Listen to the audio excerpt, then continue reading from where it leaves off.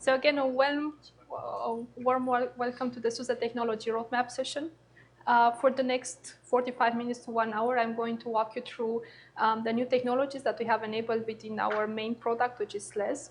I structured the presentation in a way that we walk through things that are already available, but in the newer version, and then we walk directly into the version that was announced today, meaning SP2. And then we are going to look a little bit into the next products or next versions that we are going to ship and what's coming into that version. I have to mention from the beginning, due to the time and the structure of the session, I'm going to focus more on the high-level topics. But if any of you have a question or likes to go deeper into one topic, just don't hesitate to interrupt and let's have a discussion on this. Or maybe, first of all, I most likely need to introduce myself. So I think that some of you that have been at past SUSECONs are used to having Matthias Eckermann here. Matthias had the session before me, and he actually now talks more about the future of operating system. So he's more focused on the strategic next steps, what's the big picture. And my name is Simona Arsene, and I work now within Matthias Eckermann team, and I'm focused on the SUSE Linux Enterprise. I was in charge of SP2, and during the presentation, you'll see which will be my next assignment and what I'm going to focus on. So let's dive in. What have we? I usually like to start the presentation with what we have done in the last 18 months. I'm sure that not all of you are running SLE12, or only a few have been part of the beta program for SP2. So I think that some information that we ship, or products and solutions that we shipped in the last 18 months, are still relevant and important for you. So just bear with me for a couple of minutes.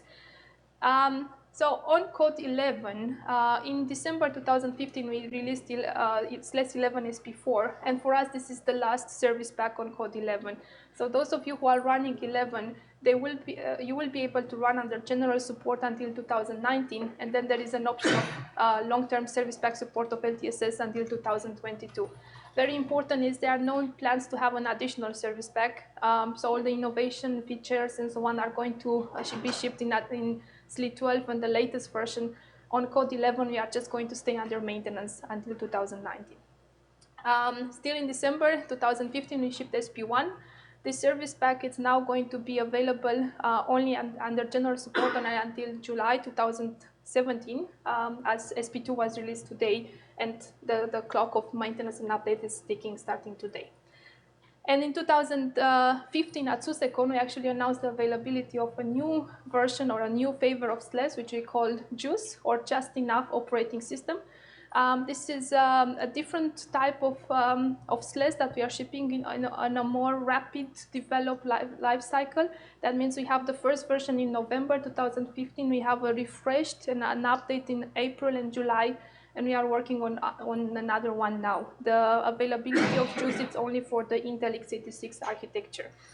So this is one slide just highlighting the key elements that you probably need to take home when you're talking about additional products that we have today in the market. Another concept that we introduced with SLE12, and that is relevant and important for all of you that are doing the migration from 11 to 12, as well as for those who are now starting with 12, is the concept of a module. So in SLE12, we have redesigned the way we are shipping our product, and we have defined something like the base operating system. And then everything that is outside of this, we have incorporated in encapsulated entities that we call modules. If you are wondering, and we talked a little bit about modules during all the previous SUSECON, but my take is, if you are wondering why we have done so, if you're happy with having everything in one media, and now you are in the situation where, there are all these additional repositories and all these modules, why has SUSE done this? The answer is, it's quite simple. Over the past 15 years, 10 to 15 years, we always face the challenge of customers who come and ask, we need support for 10 to 15 years. We have a long-term product development life cycle, and we need to stay on this version for a long time, we need to make sure that everything works for our infrastructure. And on the other hand, we have customers coming and say, we want the latest and greatest web solution for our stack. We need to go with the latest Ruby version. We need to have this particular version of the package. And the way to solve this was to introduce this concept of modules. that will help you accelerate the innovation. So if you are in the situation where your developer is asking you for the latest package of particular versions, you now have it as part of SLES, or you are in the situation where you know that your application needs to be maintained as in pure maintenance for the next five years, you are in a situation where this will continue to run for your infrastructure. At the moment, we have a set of 5 modules, and we are still adding. So we have a web and scripting module, where the name hopefully says it all. In this module, we are shipping packages that are related to web and scripting applications. 1 second, sorry. We have another module that is called Legacy. In this module, you are going to find packages that we plan to decommission from a support perspective, but they are still there because we see demand or we are aware of applications that rely on this module. We have another module for public cloud and another one for Toolchain, container, and certification. Those modules can be activated directly from YAST, and you can actually see them. And if you are using tools like SMT, SUSE Manager, or any third-party tools connected to our SUSE Customer Center, you will see the modules as additional repositories available as part of your subscription. There is no extra charge for modules. They are all part of your subscription. It's just a different way of shipping packages than in the past. In terms of the roadmap, or maybe I stop for a second. Are there any questions regarding modules? Have you faced any challenges so far that you would like to discuss? Yeah? Have you pushed forward support for SLES 11 SP4? I think it was the support ended in 2018. It said 2019. So you mean this end of support, right? Yeah. I think it was in 2013 when we announced the availability of 13 years of support for Code 11. So we moved from a 10-year support to a 13-year support model. And in that time frame, we decided that the end of support for SLE 13 is going to be 2019. So that was a decision announced 3 years ago. And that's a decision that we are going to continue to follow in all our versions. So all our products going forward will have a 10+3, as we call it, model, 10 years of general support and 3 years of LTSS. We released SLES 11 in 2009. That means it's under general support until 2019.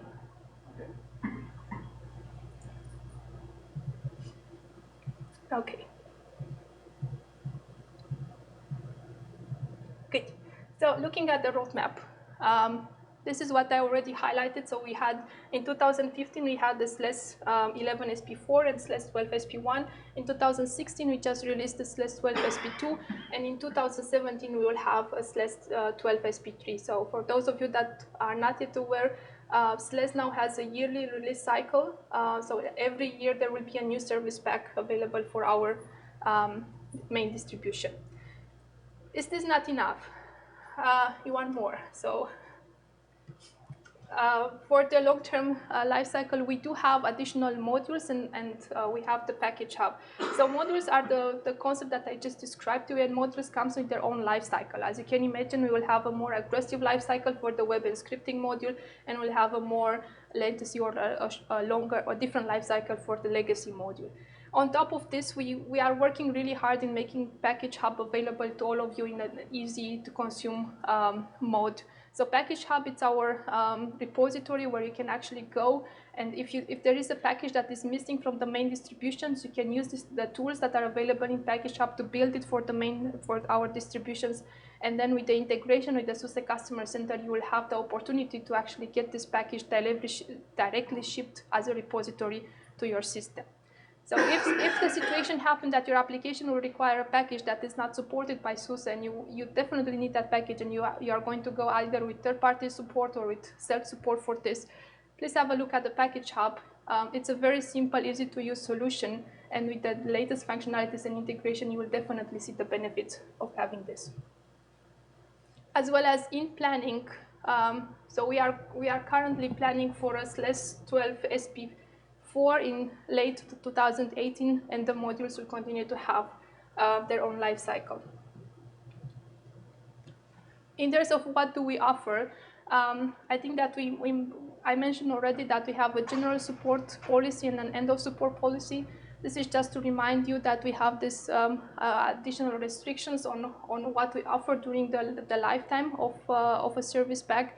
And especially, I will ask you to pay careful attention to the last period of a service pack, because this is the part where we decrease the availability of new functionalities and we go in a maintenance-only mode. And this is the slide that probably will help you better visualize what I was trying to explain. So now SLES has a 13-year life cycle, or a 10+3, as some like to call it.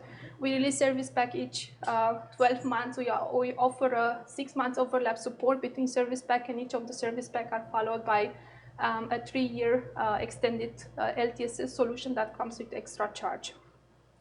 The difference in colors, if you're wondering why some LTSs are blue and some are orange, some LTSs are blue and others are orange, this is mainly regarding the availability of the solutions that you get from the LTSS. This life cycle applies to SLES and SLES for SAP, and while desktop and other extensions might have a different life cycle. Was there a question? No. Okay. So just to summarize, in terms of further thinking or future thinking, we will talk today about what is going to come with SP3, which is currently scheduled to be released in September 2017. We are looking into a new major version currently still called SLE13. We probably need to find a better name for that, which will come in 2018, as well as a Service Pack 4, which will come in end of 2018 as well. Of course, this is subject to change depending on the development of the product. More about the SLE13. The session was just before this one. Some of you might have already attended, but there is another session on Thursday from 4:30 to 5:30. There you can learn more about our thinking into SLE13, what is going to come into this new measure version, as we call it, and you can definitely discuss with us and influence if something is not there. And now let's go a little bit into SLE12. The main topic for this, for our current distribution, have remained the same. We are looking at increasing the uptime, improving operational efficiency, and accelerating innovation. And those were the key focus for developing the newest service pack. Now, in terms of what have we done in the newer service pack, most important part is that we have upgraded the kernel. We are now on kernel 4.4. Of course, there have been lots of packages being backported from 4.5 and 4.6 in order to make sure that the distribution is stable.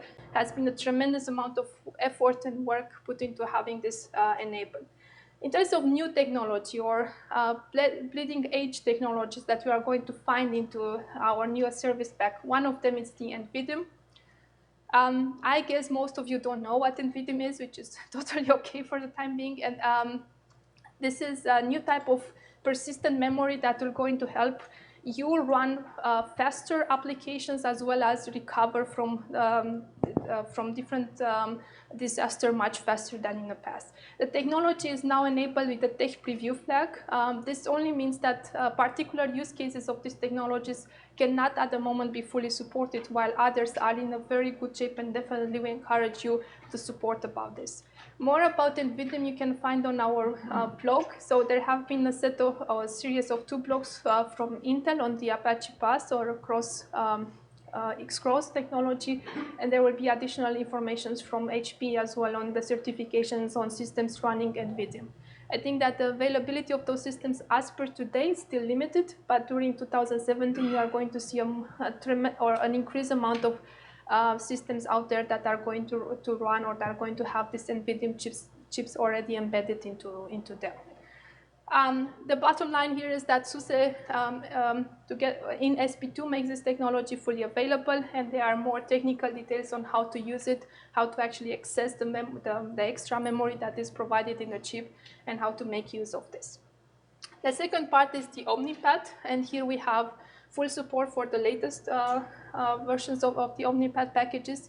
And as well, one of the other key elements of the SP2 is the availability of data plane development kit with full support ship directly in the distribution. So some of our competitors have this as an external package in an external repository. So we decided to make it part of the distribution. We ship it with full support, and this has required an upgrade of Open vSwitch. So if you are in the area of network virtualization, definitely those words, those buzzwords, and those solutions are going to resonate with you.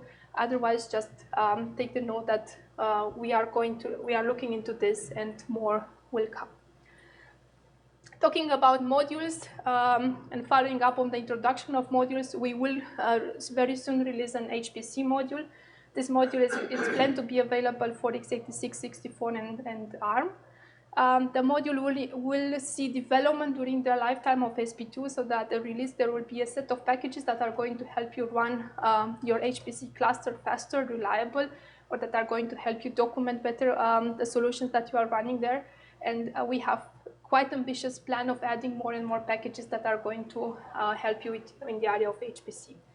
The last two bullet points are the classical ones for our SP introduction. That means we have done a tremendous amount of work in the area of hardware support. So we support all the latest hardware available in the market, as well as we have done the driver updates while keeping the API stable. In terms of platforms, I think that the news was already shared or announced so far.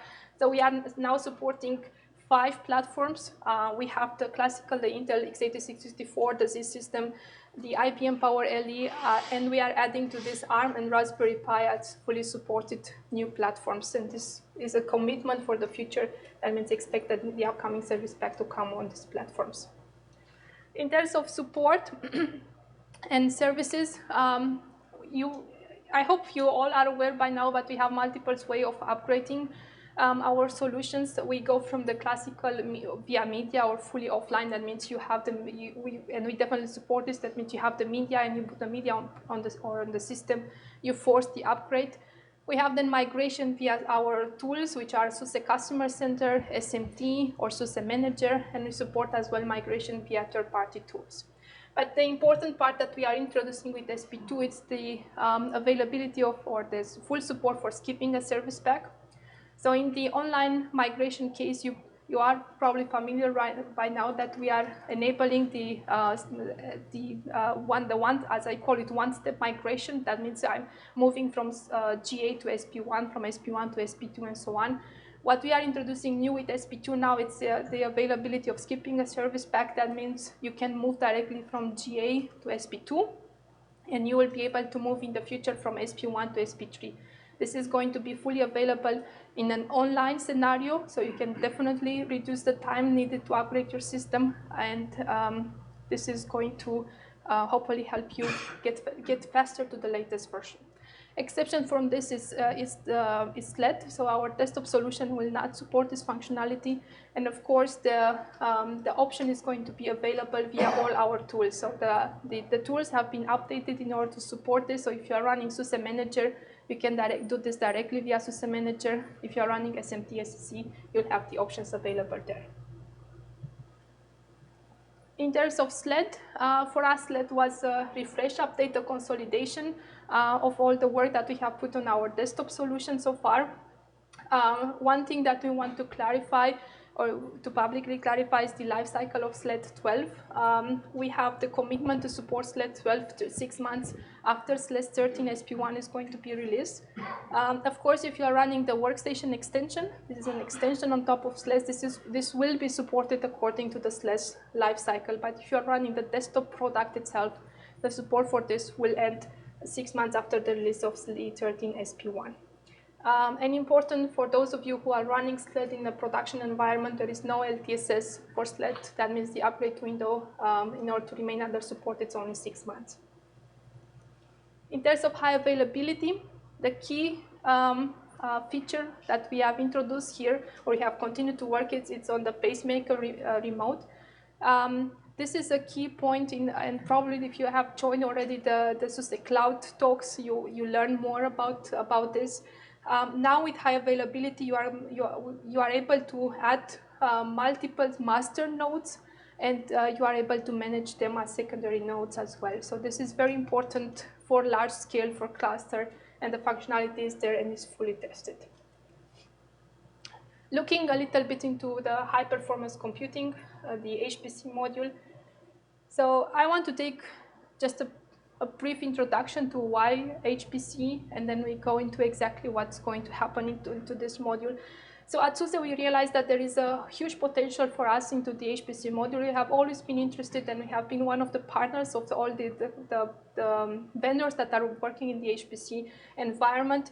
However, the HPC ecosystem is rapidly changing at the moment, with more and more vendors being interested in this, as well as more pressure to have faster time to market, faster response time, as well as increased efficiency.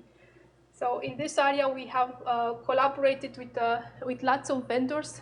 So we are not alone into the HPC environment. This is a strong ecosystem that we are building together with our partners in order to ship the best solution in the market. One of the things that we want to make sure is that we bring the right product and into your hands, that it can actually use it. That's why we have decided to partner with the Open HPC community. We had quite some interesting and important announcement around this. And on the technology level, we wanted to make sure that the packages and the solutions that you need in order to run your HPC clusters are going to be shipped to you. In the area of advanced system management, the two important part. First of all, it's that SALT will be added to the advanced system management tool. It's not yet there, but we plan to add it during late 2016, beginning of 2017. In early 2017, Puppet 4 will replace Puppet 3. So we are going to update this. And in area of machinery, which is our tool, open source tool for configuration management, you will see regular updates. The latest versions of machinery was released just a couple of days ago, and we will continue to collaborate and work upstream on this. And one more word on what is SALT, if the keynote was not efficient by now. So SALT, it's our preferred system configuration management. This doesn't mean that the others are not working. It just means that from our perspective, we recommend and we encourage you to use SALT. It's easy it's easy to get started with SALT. It's easy to use SALT, and it will help you make sure that all your systems have an identical configuration, and it will ease the management of a multiple setup of systems. In the area of the Toolchain module, we have a commitment to always update, to have a yearly update of the Toolchain module. In 2016, we released the GCC 6.2. This is the latest version of GCC, the latest LTS version of GCC that you can now find available in the Toolchain module. In 2017, expect another update of the GCC. One thing we need to make sure you understand is that the main GCC version from the SLES distribution itself, it's still on version 4.8, and we are always going to support either 4.8, which is built in SLES, or the latest versions, which is built via the Toolchain, or is shipped, via the Toolchain module. We are not going to support any intermediate version. That means in 2017, where the newer version will be shipped, the support for GCC 6.2 is going to be dropped, and we encourage you to use the latest GCC. In terms of security and compliance, as you might know by now, we managed to get the FIPS 140-2 certifications for SP1. Now, the challenge that we had is that with the upgrade of the kernel, the certification was invalidated. However, we want to keep the commitment on, and we are to keep our commitment on the certification. Therefore, SP2 is going to be recertified for FIPS 140-2. The certification it's available for x86-64 and will very soon be available for Z systems. The availability of the certification for Z system was not there with SP1, so this is something new that we are introducing with SP2. I totally understand that this is just for a niche of you who are using or who are playing in the governmental area or are developing applications for this. However, if you or your partners are in this area, by saying that our product is certified, that it's a very important check that that will help you reduce the cost. So there is no need to recertify the operating system in the context of FIPS. Once we have the certifications, you can use it, and you can definitely rely on our certification. No need to recertify for the operating system here. We have additional, the common criteria certification. This was obtained for code 12, and there was no need to recertify on with additional service pack. And we have the DSI SIG certification solution as well. In terms of future planning, before I talk about this, I actually wanted to talk a little bit about a public beta. So one of the key things that we have done with SP2 is actually to open the beta for everyone. In the past, we used to have a closed beta. That means based on invitation, you could join our beta program. Now our beta programs are totally public, and here are the open results of what we have achieved so far. So with SP2, we had 429 participants from over 100-200 countries, and from more than 300 companies. Participants have been for almost 60, coming from almost 60 countries, and the top 10 countries you can see there. We had an important number of bugs, not so impressive, but still we have seen a tremendous amount of activity in this area. And the good news is that SLE 12 SP3 beta starts in April. So in case you missed the SLE 12 SP2 beta, please make sure you follow us on Twitter, on LinkedIn, and so on, because we are going to announce the availability of this beta in April 2017. So now back to SP3. Based on our roadmap, we have the policy that one service pack, it's big, like SP2 with a kernel upgrade, which then triggers the update of tons of or thousands of packages, while then the following service pack comes as a consolidation update. Therefore, the activity around SP3 is going to be reduced on only limited amount of features that will make the service pack ready for you in time. That means there will be, of course, that means that we are calling this a consolidation release. We will look into the stability of APIs, but there will be no kernel version update. There will be limited hardware enablement coming in with SP2.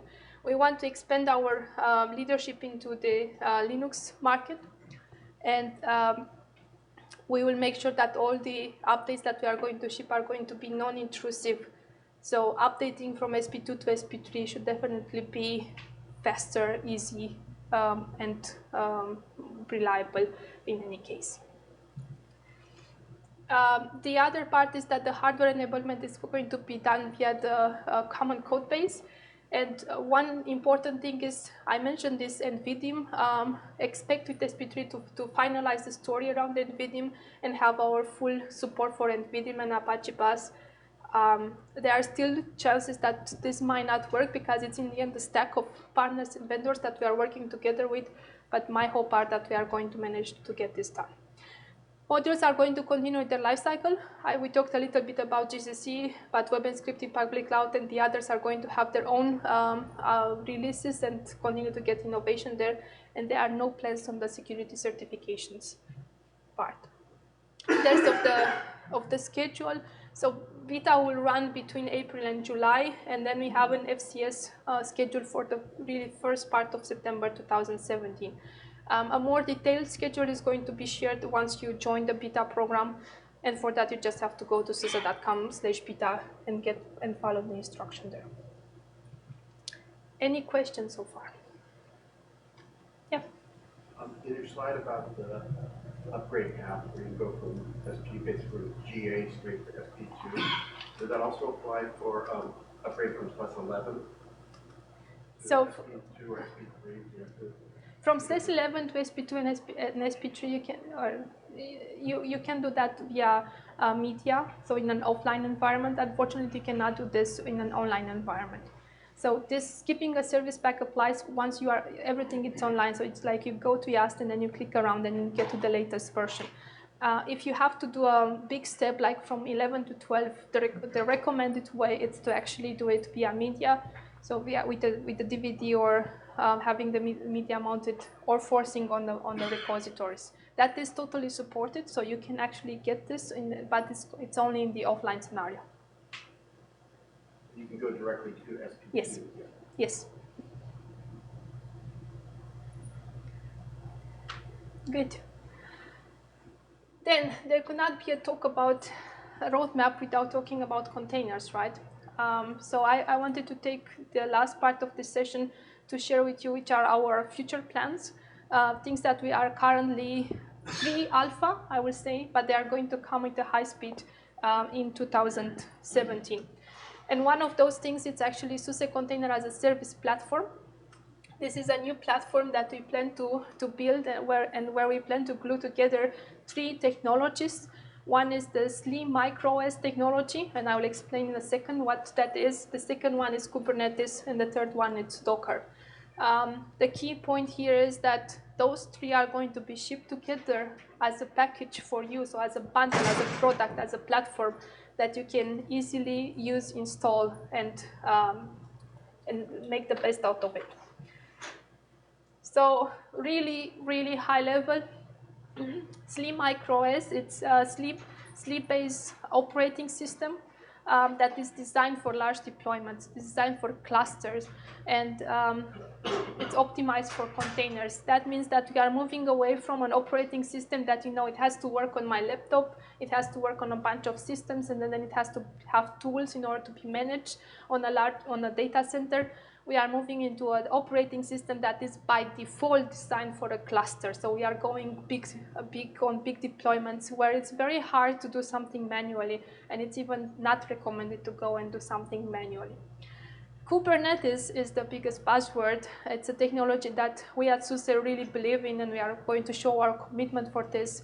Kubernetes is an open source platform for automating deployments and making sure that containerized applications are easy to be managed in this area. And Docker, it's Docker. So a little bit more. That is our vision for MicroOS. So MicroOS, it's a modern Linux operating system designed for containers and optimized for large deployments. MicroOS inherits the SLE knowledge while redefining the operating system into a small, efficient, and reliable distribution. What that means for you is that we are going into the area of container host operating system. We are going to base this on SLE 12 SP2, but we are going to do it carefully, and we are going to do this by using our common code base, by using all the knowledge that we have in the area of SLES, and not necessarily reinventing all the elements that we have. So in terms of benefits, what would you get out of this platform? So if you are already in a DevOps environment where you are facing the challenges of DevOps, that will be a platform that will be interesting for you at least to evaluate and then continue looking into this. It will help you definitely accelerate the business innovation, and it's going to come with an enterprise-grade security and scalability that will help you run applications anywhere. And I hope those are mainly buzzwords, but I'm going to explain why those are really important. So I got this really interesting, it's still a picture, but it's very representative for what happened right now. So when you look at DevOps, it's mainly about developers on this part of the slide that are giving a try to Docker. Docker, it's so cool. So then everything becomes rapid development, and then they don't really understand why, if they can develop and write code so fast and on their laptop, on their small environment, why is it so hard to deploy it, and what's happening over to the operational side. Well, on the operation side, when we are looking at this, it's not only about Docker. So it's about Docker, then it's about Kubernetes, networking, rolling deployments, monitoring, security, log management, networking, and many other topics that did not make it into this slide. So the learning curve for a developer when they are talking about DevOps, it's quite small, right? It's just, give it a try to Docker, has all the nice documentation there, it's ready to be used. The learning curve in operation when they are talking about DevOps, it's much steep because you really need to take care of all those aspects. And of course, as a business, and most of the business leaders are going to come and say, we need to do DevOps. That's the way to go. That's how we are going to remain valid in the market and so on. But they don't actually see all this picture and what's underneath it and what's happening. Well, the idea of this the idea of this SUSE container as a service platform, it's actually to make it easy for everyone in operation to automate everything and to rely on us at SUSE that we are going to make sure that everything it's in there and everything it's aligned. Sorry. In terms of the milestones, we are here at SUSECON and we are officially announcing and talking about this. We'll have a beta program that starts in March or end of March, and we have a first customer shipment ready or available or scheduled for July. Important part is, and this has really been a marathon, if you want to see how microOS looks like, please stop by the SLE booth, and our engineers are going to show you what is how microOS looks today, what is in it, and how you can actually make sense out of this technology. I think that I don't have a slide, but I will still talk. So when we look at microOS, there are a couple of elements that we have implemented. The first thing is the idea of a transactional update. You might or might not be familiar with what a transactional update is.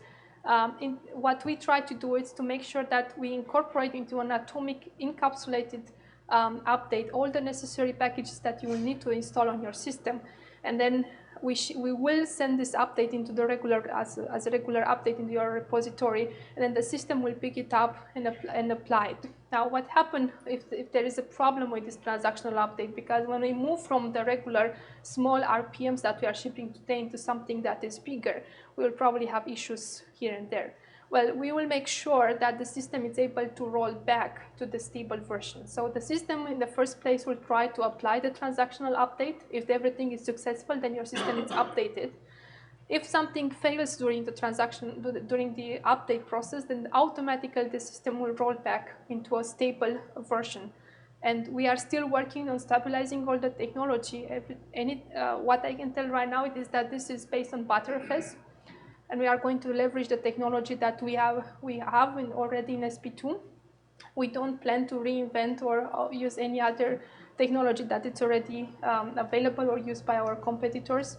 And that in the area of the transactional updates, we have really taken care of. You can manage this, and you can see when this is going to happen. You can have the full monitoring of the system, as well as you can definitely decide to have a maintenance window if this doesn't make sense for you to just always roll out the updates that SUSE ships, but you want to do it on a schedule based.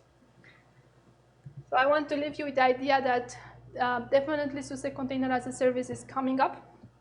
And if you are interested in this, you can definitely subscribe to a mailing list and keep you informed when we are going to start the official beta program. With that, I conclude my session, and I'm really happy to take any questions, comments, or concerns that you have. Yeah?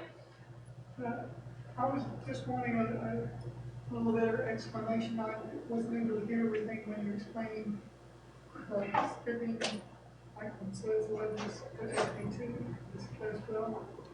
Didn't quite hear all that. Okay, so we have different means of updating the system. One, it's the offline migration. That means you do the migration using a media. The system is going to go and run the updates in an offline mode. That means during the upgrade, your system is going to be offline. For this use case, upgrading from SLES 11 SP4 to SLES 12 SP1 and SLES 12 SP2 is fully supported. So that's no new feature, no new functionality that we are introducing here. What we are introducing with SP2 is the capability of skipping a service back in the context of online migration. So that means the system remains online while doing the migration, and only one reboot when it's necessary at the end.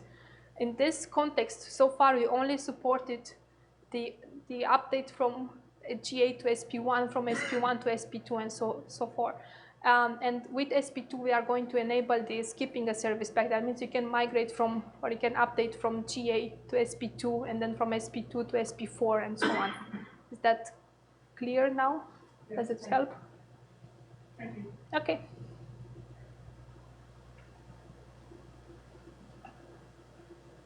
Good. Yeah. Is there any modification in that product support lifecycle within public cloud? Not at the moment, no.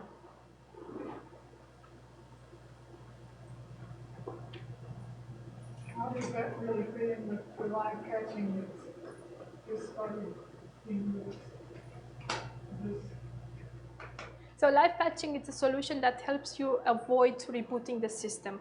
So you can apply one of those special patches directly to your system in order to make sure that you don't have to reboot the system. Once a new service pack is made available, in order to migrate to the latest service pack, you need to do all the migration as or as you'll do it without using live patching. So the live patching, it only goes into the area where I do not want to reboot my system, and I want this to still be patched with the latest fixes for the kernel.